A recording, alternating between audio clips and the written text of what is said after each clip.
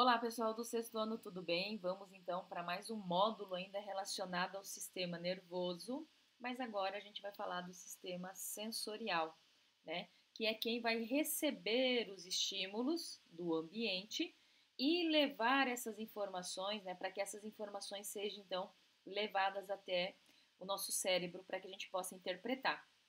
Este módulo, então, a gente vai dividir ele em três partes, tudo bem? Vamos lá, então? Começamos com essa imagem, né, mostrando situações, né, para que a gente possa, né, de acessibilidade, melhor dizendo, né? O piso tátil, nós temos aqui, ó, aquelas plaquinhas com o braille, tá? E aqui nós temos a botoeira sonora exclusiva para deficientes aí, ó, visual, né? Então, perguntas como: vocês conhecem esses sinais ou esse tipo de sinalização, né? Ou ainda, você sabe a que pessoas elas se destinam? Tudo isso a gente vai responder aí então ao longo, né, do nosso módulo, né, que vai ser dividido em três partes e a gente vai chegar então aí numa possível compreensão e aí um entendimento e uma resposta aí para isso, né? Pergunto para vocês, né, na cidade que a gente mora, o que vocês moram, você encontra esse tipo de sinalização? Está cada vez mais comum, não está? Como que está acontecendo, né? Como que seria um projeto de sinalização para que essas pessoas pudessem se localizar e se informar e não sofrerem acidentes, né? Será que elas podem ir a um museu, alguma atividade de lazer, né? Será que elas conseguem participar, possuir uma vida social desse tipo, né? E como elas fazem para estudar, né? Existem recursos que podem ser utilizados, né? Isso é muito bacana. Então vamos lá. Vamos entender um pouquinho sobre as sensações, nosso primeiro módulozinho aí, nosso primeiro tópico, né? Quando nos movimentamos, não se trata simplesmente de comandar os músculos, ou seja, né, é preciso mais coisa. É preciso haver o controle desse músculo, tá? Então isso é muito importante. As informações no meio externo, né, que estão ao nosso redor, serão captadas por intermédio da pele e dos olhos. E o equilíbrio e a posição corporal, né, são determinadas por canais existentes no interior, né, no que? Da nossa orelha. Então, olha lá, né, como a orelha também está relacionada com o equilíbrio do nosso corpo. Além disso, né, nós vamos ter os receptores nos tendões, nós vamos ter receptores nos tendões, determinam, né, esses receptores, melhor dizendo, determinam a tensão dos músculos, enquanto que os receptores lá nos vasos sanguíneos vão avaliar a quantidade de gás carbônico, né, no nosso sangue.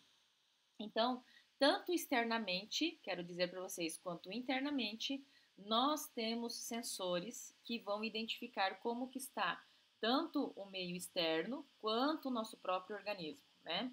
E o sistema nervoso central deve coordenar todas essas informações, né, simultaneamente, deve interpretá-las e transformá-las, então, em uma ação, que aí seria o caso, o nosso movimento.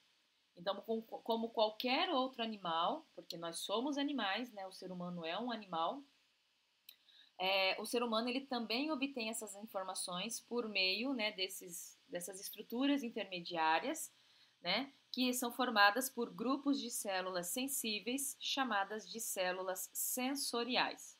Então, isto vale para informações do meio externo quanto para o meio interno, ou seja, dentro do nosso corpo.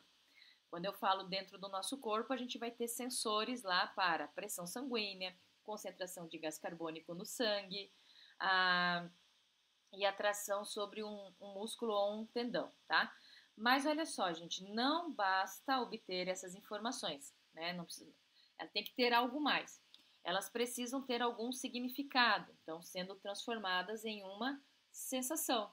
É aí que entra o cérebro, por isso que a gente tem essa imagem aqui, ó. Ele recebe as informações por meio de impulsos nervosos, proveniente aí dos nervos sensitivos, e as interpreta produzindo as sensações.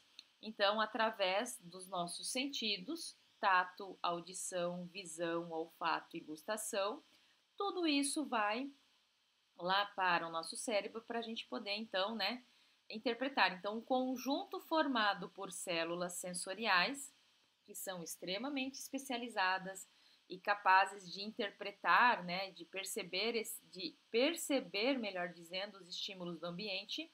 Nós temos as células sensoriais e nós temos os órgãos, né, órgãos sensoriais, tá? E aí cada célula sensorial ou órgão, né, do sentido, apesar de todas as suas diferenças, porque vejam bem, ó, audição, visão, olfato, gustação e tato funcionam de forma semelhante. Então, eles têm algo em comum. Existe sempre o que então? Um receptor sensível a um estímulo, né? A um tipo de estímulo que, após receber esse estímulo, gera um impulso nervoso que é levado a determinada região da onde? Do cérebro, né? E aí essa informação chega por meio dos nervos, né, que são as fibras sensitivas, né, ou uma cadeia de neurônios, né, e nessa região do cérebro o impulso é interpretado, então, produzindo algum tipo de resposta, através, então, daí dos nervos, né, dos nervos motores, tá? Então, nós temos aqui, ó, que o tato está aqui nesta região do nosso cérebro, a audição está aqui, a visão é atrás, né? O olfato é aqui já mais para frente e a gustação é aqui no cantinho. Então, por exemplo, numa batida, num acidente em que eu possa lesionar esta região aqui, ó, significa que eu posso afetar a visão momentaneamente ou de forma permanente, né? E aí vamos lá então, a classificação dos receptores sensoriais. O ser humano costuma referir-se a seus 5 sentidos, né? Costuma se referir a seus 5 sentidos como tato, gustação, olfato, visão e audição, como se fossem os únicos, né? Mas esses são chamados de sentidos essenciais, capazes de captar informações do meio externo, né? Contudo, existem outros receptores sensoriais que captam as informações do nosso meio interno, tá? Do meio interno. Então, lá, podemos classificar os receptores sensoriais de várias formas. Considerando os estímulos que percebem, eles podem ser. Então, tanto para estímulos externos quanto para estímulos internos, nós temos lá os quimiorreceptores, que percebem a presença de compostos químicos, como aqueles presentes nos cheiros, através do olfato, e nos gostos, através da gustação. Nós temos aqui, ó, os mecanorreceptores, que percebem estímulos mecânicos, como vibração e pressão. É o caso das células sensoriais responsáveis pelo nosso tato e daquelas presentes aí em nossas orelhas, né? Que percebem o som. Nós temos aqui, ó, os nociceptores, que percebem estímulos que provocam a sensação de dor. Nós temos os fotorreceptores, que percebem a luz, né, que é no caso da visão, está relacionado ao sentido da visão. E nós temos os termorreceptores, que são aqueles sensíveis à variação de temperatura, né? Outra função do nosso tato, outra função da nossa pele. Agora, outra classificação possível pode ser quanto à localização dos receptores sensoriais no corpo, né? Então, olha lá, quanto à localização, nós temos os esteroreceptores, células ou órgãos, né, sensoriais localizadas na superfície externa do corpo, fornecendo informações sobre o meio externo, como as sensações de audição, visão, tato, por exemplo. Nós temos os interoreceptores, que são células ou órgãos sensoriais localizados em regiões mais internas do corpo, como vasos sanguíneos e o próprio sistema nervoso, né? São responsáveis por informar sobre condições internas, como sede, como fome, quantidade de gás carbônico e assim por diante.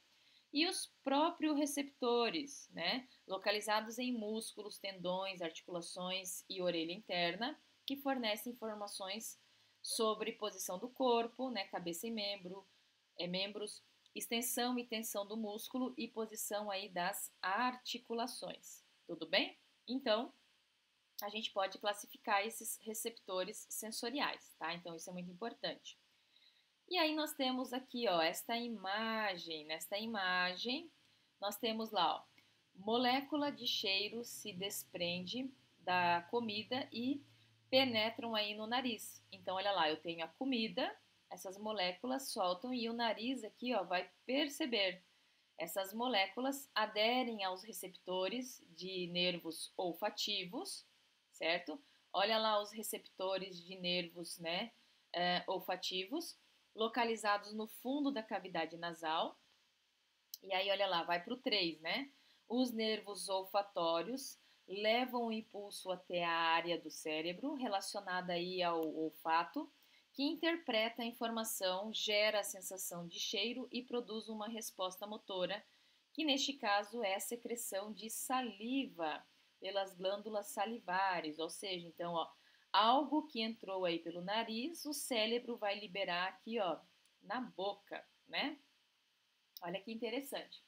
Aí nós temos então, o que eu queria falar com vocês até este primeiro momento era isto, e daqui a pouco eu volto para a gente dar continuidade, tá? Aguardo vocês. Tchau, tchau!